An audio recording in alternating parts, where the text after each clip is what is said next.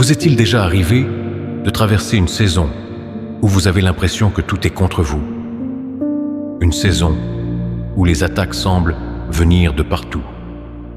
Les critiques, les oppositions, les difficultés inattendues, les trahisons, les obstacles qui apparaissent au moment même où vous essayez d'avancer. Et dans ces moments-là, une question surgit presque naturellement dans l'esprit. Pourquoi moi? Pourquoi, lorsque je décide d'avancer, les combats semblent augmenter? Pourquoi, lorsque je veux faire ce qui est juste, les obstacles deviennent plus nombreux? Beaucoup de personnes vivent ces moments comme une preuve qu'elles sont sur le mauvais chemin. Elles pensent que si Dieu était vraiment avec elles, tout serait facile, tout serait fluide, tout se passerait sans opposition. Mais la Bible révèle une réalité très différente. Dans Jérémie chapitre 1 verset 19, Dieu fait une déclaration étonnante à un homme qu'il vient d'appeler à accomplir une mission. Il lui dit: « Ils te feront la guerre, mais ils ne te vaincront pas, car je suis avec toi pour te délivrer. » Remarquez bien ce que Dieu dit. Il ne promet pas l'absence de guerre. Il ne promet pas une route sans opposition. Il ne promet pas une vie tranquille.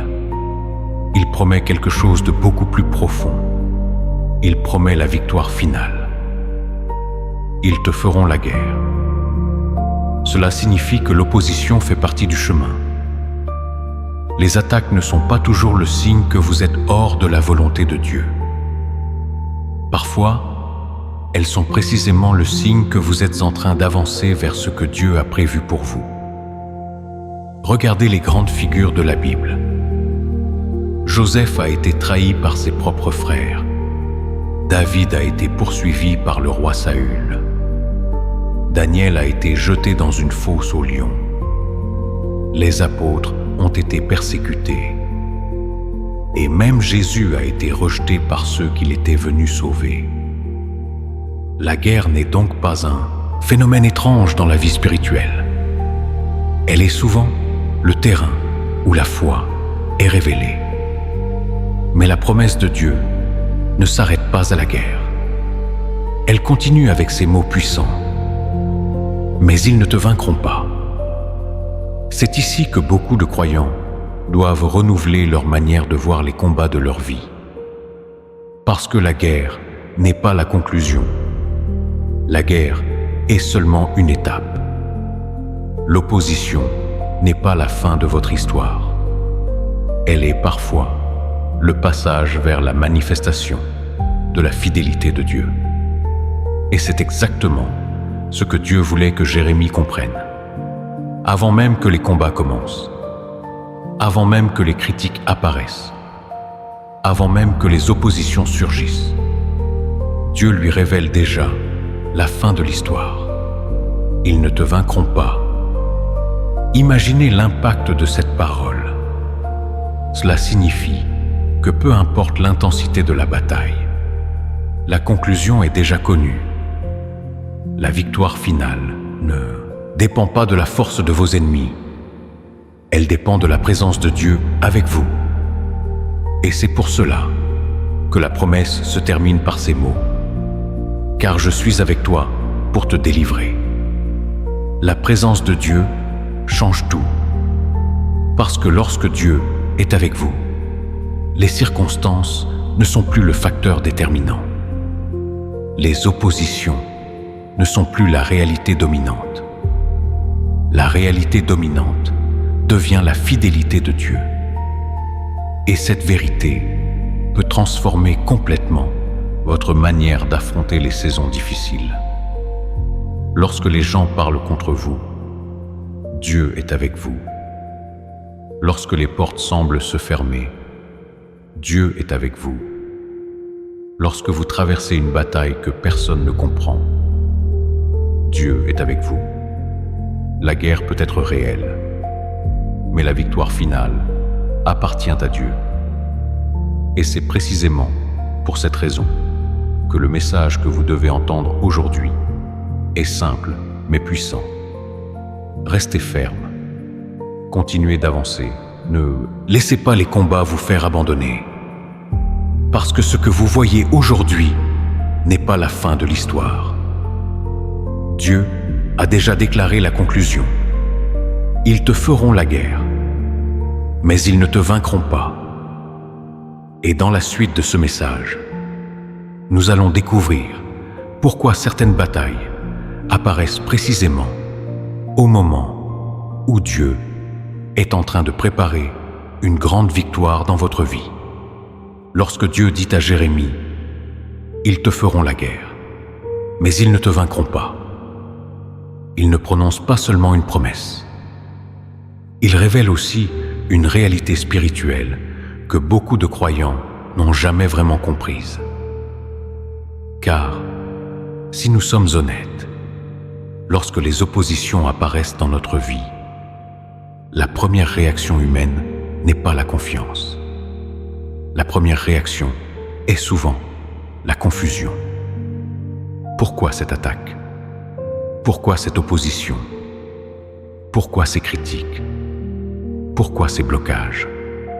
Et très souvent, au lieu de voir ces moments avec discernement spirituel, nous les interprétons comme un signe que quelque chose ne va pas. Certains pensent immédiatement, peut-être que Dieu ne m'a pas appelé à cela. D'autres pensent, peut-être que j'ai fait une erreur. Et certains finissent même par abandonner complètement ce qu'ils avaient commencé. Mais la Bible montre quelque chose de profondément différent. Dans de nombreux cas, les combats ne sont pas la preuve que vous êtes hors du plan de Dieu. Ils sont parfois la preuve que vous êtes exactement là où Dieu veut que vous soyez. Pour comprendre cela, il faut regarder attentivement la manière dont Dieu agit dans l'histoire biblique. Prenons l'exemple de Joseph. Joseph reçoit un rêve de Dieu lorsqu'il est jeune. Dans ce rêve, Dieu lui montre quelque chose de très clair. Il est destiné à une position d'autorité. Ses frères s'inclinent devant lui. Même ses parents semblent reconnaître cette destinée. Mais regardons ce qui se passe immédiatement après. Joseph ne passe pas directement du rêve à la réalisation. Au contraire, la guerre commence. Ses propres frères développent une jalousie profonde contre lui. Ils complotent. Ils décident d'abord de le tuer. Puis, ils changent d'avis et le vendent comme esclave. Joseph est arraché à sa famille, emmené dans un pays étranger et vendu comme propriété. Si nous regardons cette situation uniquement avec une logique humaine, nous pourrions conclure quelque chose de très simple. Le rêve est terminé. La destinée est brisée. Mais la réalité est tout autre. Car cette saison difficile n'était pas la fin du plan de Dieu. Elle en faisait partie. Joseph passe ensuite par une autre épreuve. La femme de Potiphar l'accuse faussement. Il est envoyé en prison. Encore une fois, tout semble injuste. Tout semble contradictoire avec la promesse de Dieu. Mais regardez la conclusion de l'histoire. Joseph devient gouverneur d'Égypte, deuxième homme le plus puissant du pays. Et c'est précisément cette position qui lui permettra de sauver sa famille lors de la famine. La guerre était réelle. La trahison était réelle. Les injustices étaient réelles. Mais aucune de ces choses n'a eu le pouvoir de détruire ce que Dieu avait décidé. C'est exactement ce que Dieu disait à Jérémie. Ils te feront la guerre, mais ils ne te vaincront pas. Maintenant, regardons un autre exemple. David. David est choisi par Dieu alors qu'il n'est qu'un jeune berger. Le prophète Samuel vient dans sa maison. Il verse l'huile sur sa tête. Et Dieu déclare qu'il sera le futur roi d'Israël. Imaginez ce moment, une promesse extraordinaire. Mais encore une fois, regardons ce qui se passe ensuite. David ne devient pas roi immédiatement. La guerre commence. Le roi Saül développe une jalousie profonde contre lui. Et pendant des années, David doit fuir. Il vit dans le désert. Il se cache dans des grottes. Il devient un fugitif. Saül envoie des armées entières pour le tuer. David aurait pu conclure que l'onction reçue n'était qu'une illusion. Mais il comprend quelque chose de profond. La guerre n'annule pas la promesse. Elle la précède parfois. C'est pourquoi David refuse de tuer Saül lorsqu'il en a l'occasion. Il sait que la victoire finale ne dépend pas de sa stratégie. Elle dépend de la fidélité de Dieu. Et finalement, ce que Dieu avait déclaré s'accomplit. David devient roi. Encore une fois, la guerre n'a pas eu le dernier mot. Et si nous allons encore plus loin dans les Écritures, nous voyons ce principe dans la vie même de Jésus. Jésus commence son ministère. Il guérit, il enseigne, il libère des personnes. Et pourtant, très rapidement, l'opposition apparaît. Les chefs religieux complotent. Les critiques se multiplient. Les accusations se répandent. Finalement, Jésus est arrêté, jugé injustement et crucifié. Pour ceux qui observaient la scène de l'extérieur, tout semblait terminé. Mais ce qui semblait être une défaite était en réalité la plus grande victoire spirituelle de l'histoire. La résurrection transforme complètement la perspective. La croix n'était pas la fin. Elle était le passage vers la victoire. Et c'est précisément ici que beaucoup de croyants doivent renouveler leur compréhension des combats.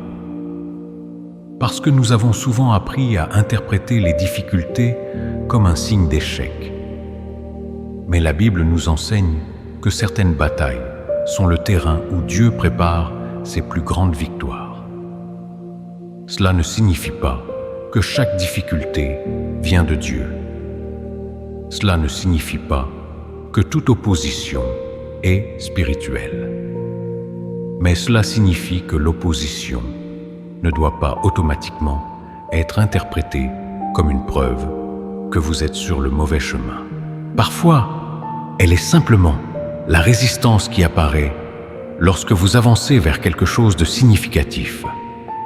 C'est exactement pour cela que Dieu prépare Jérémie avec ces mots. Il ne lui dit pas « Personne ne te critiquera ». Il ne lui dit pas « Tout le monde t'acceptera ». Il ne lui dit pas « Ton message sera toujours bien reçu ». Au contraire, il lui dit clairement « Ils te feront la guerre ». Mais il ajoute immédiatement la vérité la plus importante. Ils ne te vaincront pas. Et cette promesse repose sur une raison très précise. Car je suis avec toi pour te délivrer. La victoire finale ne dépend pas de votre force. Elle dépend de la présence de Dieu. Et lorsque cette vérité devient claire dans votre cœur, votre manière d'affronter les combats change complètement. Vous cessez de voir chaque opposition comme une catastrophe. Vous commencez à la voir comme une étape. Vous cessez de paniquer lorsque les difficultés apparaissent. Vous apprenez à rester ferme parce que vous savez que l'histoire n'est pas terminée. Et c'est précisément ce que nous allons explorer dans la prochaine partie.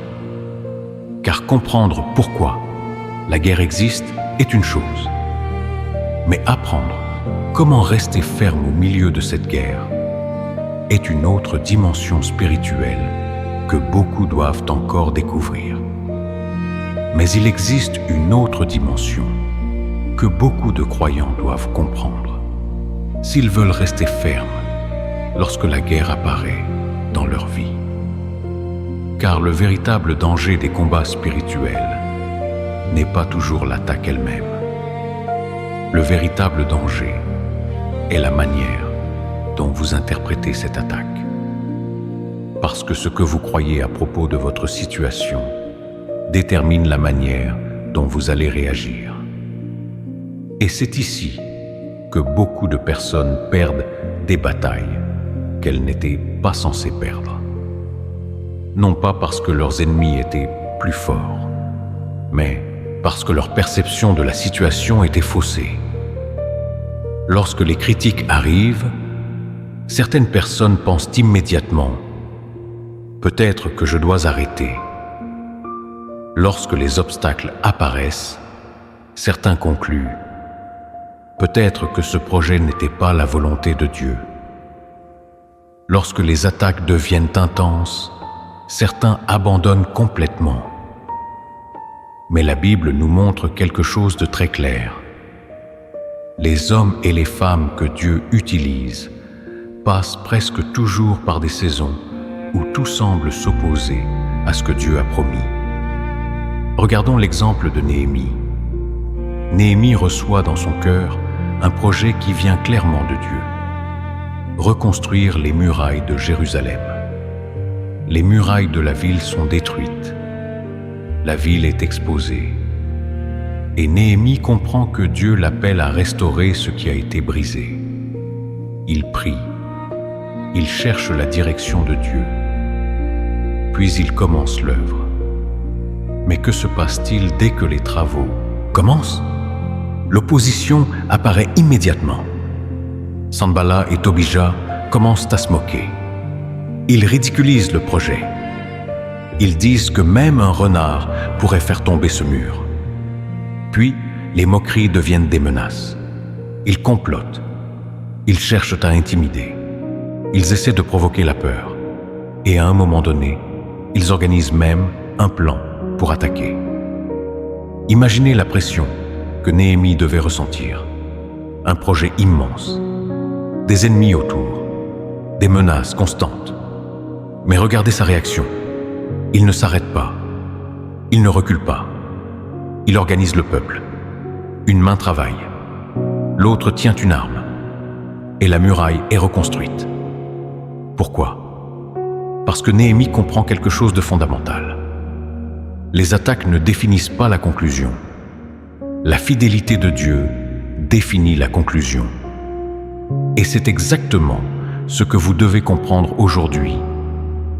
La guerre peut exister. Les critiques peuvent exister. Les oppositions peuvent apparaître. Mais aucune de ces choses n'a le pouvoir de déterminer votre destinée si Dieu est avec vous. Maintenant, laissez-moi vous poser une question très honnête. Combien de projets avez-vous abandonnés simplement parce que l'opposition est apparue? Combien de rêves avez-vous laissé mourir parce que certaines personnes ont parlé contre vous? Combien de décisions avez-vous regrettées simplement parce que la route est devenue difficile? Beaucoup de personnes arrêtent au moment même où Dieu est en train de préparer la percée. Et c'est précisément ce que l'ennemi cherche à provoquer. Parce que l'une de ses stratégies les plus efficaces n'est pas toujours de vous détruire directement. Sa stratégie consiste souvent à vous décourager suffisamment pour que vous abandonniez vous-même. Si vous arrêtez d'avancer, il n'a même plus besoin de vous combattre. Mais c'est pour cela que la parole de Dieu est si claire. Ils te feront la guerre, mais ils ne te vaincront pas. La guerre n'est pas la preuve que vous avez perdu. Elle est parfois simplement le signe que vous êtes encore dans la bataille. Et tant que vous êtes dans la bataille, l'histoire n'est pas terminée. C'est pourquoi vous devez apprendre à faire quelque chose de très simple, mais très puissant. Restez ferme. Continuez d'avancer, même lorsque les circonstances semblent contraires, même lorsque les critiques deviennent nombreuses, même lorsque les résultats ne sont pas encore visibles. Parce que la fidélité ne se mesure pas seulement dans les saisons faciles. Elle se révèle surtout dans les saisons difficiles. Et si ce message vous parle aujourd'hui, si vous sentez que Dieu vous rappelle de ne pas abandonner, alors j'aimerais vous inviter à faire quelque chose de simple. Écrivez dans les commentaires « Je resterai ferme ». Ce n'est pas seulement un commentaire, c'est une déclaration, une manière de dire à Dieu, à vous-même et même aux circonstances: je ne vais pas abandonner ce que Dieu a commencé dans ma vie. Et si ce message vous encourage, prenez aussi un instant pour cliquer sur « J'aime ». Parce que chaque interaction aide cette vidéo à atteindre d'autres personnes qui traversent peut-être une saison de combat en ce moment. Peut-être quelqu'un qui pense abandonner. Peut-être quelqu'un qui croit que la bataille est perdue. Alors que la vérité est simple. La guerre peut être réelle, mais la victoire finale appartient toujours à Dieu. Et dans la prochaine partie, nous allons découvrir comment rester spirituellement fort lorsque la bataille dure plus longtemps que prévu. Car rester ferme un jour est une chose, mais rester ferme pendant toute une saison demande une compréhension spirituelle que beaucoup doivent encore découvrir. Maintenant que nous avons compris que la guerre fait parfois partie du chemin, la question devient très pratique. Comment rester ferme lorsque les combats apparaissent? Comment continuer d'avancer lorsque les oppositions se multiplient? Parce que comprendre une vérité biblique est une chose, mais savoir comment l'appliquer dans la vie quotidienne est une autre dimension. La première chose que vous devez faire lorsque vous traversez une saison de combat est de protéger votre esprit avec la parole de Dieu. Beaucoup de batailles se gagnent ou se perdent dans les pensées. Lorsque les difficultés apparaissent, les pensées négatives commencent souvent à se multiplier. Des pensées comme « je n'y arriverai pas »,« tout est contre moi »,« peut-être que je devrais abandonner ». Mais la Bible nous rappelle quelque chose d'essentiel. Dans le livre de Josué, chapitre 1, verset 8, Dieu dit « Que ce livre de la loi ne s'éloigne point de ta bouche. Médite-le, jour et nuit. » Remarquez bien ce que Dieu dit. La parole ne doit pas seulement être lue, elle doit être méditée, elle doit être répétée, elle doit habiter votre esprit. Pourquoi? Parce que la parole de Dieu devient une ancre lorsque les tempêtes arrivent. Lorsque les circonstances changent, la parole reste stable. C'est pourquoi, dans les saisons difficiles, il est important de nourrir votre esprit avec les promesses de Dieu. Lisez les Écritures, méditez-les, parlez-les, déclarez-les sur votre vie. La deuxième chose que vous devez faire est de continuer à prier, même lorsque vous ne voyez pas encore le résultat. Beaucoup de personnes prient avec foi pendant un moment, mais lorsque la situation ne change pas immédiatement, elles deviennent découragées. Elles pensent que leurs prières ne servent à rien. Mais Jésus lui-même a enseigné quelque chose de très clair. Dans l'évangile de Luc chapitre 18, il raconte une parabole pour montrer qu'il faut toujours prier et ne jamais se décourager.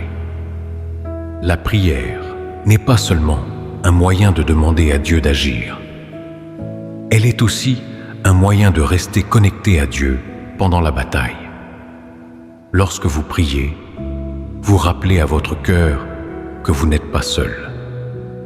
Vous vous souvenez que Dieu est présent. Et cette connexion transforme votre manière d'affronter les circonstances. La troisième chose que vous devez faire est de surveiller vos paroles. Parce que vos paroles ont un pouvoir. Lorsque vous traversez une saison difficile, il devient très facile de parler négativement, de se plaindre, de déclarer la défaite. Mais la Bible dit dans Proverbes que la vie et la mort sont au pouvoir de la langue. Cela signifie que vos paroles peuvent renforcer votre foi ou affaiblir votre courage. C'est pourquoi il est important de parler la vérité de Dieu sur votre situation, même lorsque vous ne voyez pas encore le résultat. Vous pouvez dire « Dieu est avec moi ». Cette bataille ne déterminera pas ma destinée. Dieu prépare quelque chose à travers cette saison. Ce ne sont pas simplement des phrases positives. Ce sont des paroles alignées avec la vérité biblique. Et lorsque votre esprit, votre prière et vos paroles commencent à s'aligner avec la parole de Dieu, quelque chose se produit. Votre cœur devient plus stable. Votre foi devient plus forte. Votre perspective change. Et vous êtes capable de continuer d'avancer, même lorsque la bataille n'est pas encore terminée. Parce que vous savez que la conclusion ne dépend pas seulement de ce que vous voyez aujourd'hui. Elle dépend de ce que Dieu a déjà déclaré. Ils te feront la guerre, mais ils ne te vaincront pas. Avant de terminer cette vidéo, j'aimerais prendre un moment pour prier avec vous. Si ce message vous concerne, prenez simplement un instant pour ouvrir votre cœur devant Dieu. Seigneur, je te remercie pour chaque personne qui écoute ces paroles en ce moment. Tu connais leur histoire. Tu connais les combats qu'ils traversent. Tu vois les batailles invisibles que personne d'autre ne voit. Seigneur, je te prie de fortifier leur cœur aujourd'hui. Là où il y a du découragement, apporte une nouvelle espérance. Là où il y a de la fatigue, renouvelle leur force. Là où il y a de la peur, remplis-les de ta paix. Rappelle-leur que tu es avec eux. Rappelle-leur que la guerre n'est pas la fin de leur histoire et que la victoire finale appartient à ceux qui marchent avec toi. Seigneur, aide-nous à rester fermes. Aide-nous à garder les yeux fixés sur toi. Et donne-nous la force de continuer d'avancer, même lorsque la route est difficile. Nous croyons que tu agis, même lorsque nous ne voyons pas encore les résultats. Au nom de Jésus, Amen. Si ce message vous a encouragé aujourd'hui, j'aimerais vous inviter à écrire dans les commentaires une simple déclaration de foi. Écrivez « Dieu est avec moi. Je resterai ferme ». Cette déclaration peut sembler simple, mais elle peut aussi encourager quelqu'un d'autre qui lit votre message. Si cette vidéo vous a parlé, prenez aussi un instant pour cliquer sur « J'aime ». Cela permet à ce message d'atteindre d'autres personnes qui traversent peut-être une saison difficile en ce moment. Et si vous n'êtes pas encore abonné à la chaîne, je vous invite à vous abonner. Chaque semaine, nous partageons ici des messages destinés à fortifier votre foi et à vous rappeler les vérités de la parole de Dieu dans les saisons de combat. Enfin, si une personne vous vient à l'esprit pendant que vous regardez cette vidéo, partagez-la avec elle. Parce que parfois, un simple message peut redonner courage à quelqu'un qui pensait abandonner. Merci d'avoir pris ce temps. Et souvenez-vous toujours de cette promesse. Ils peuvent vous faire la guerre. Mais s'ils ne peuvent pas vaincre Dieu, ils ne pourront pas vous vaincre non plus. Que Dieu vous bénisse abondamment.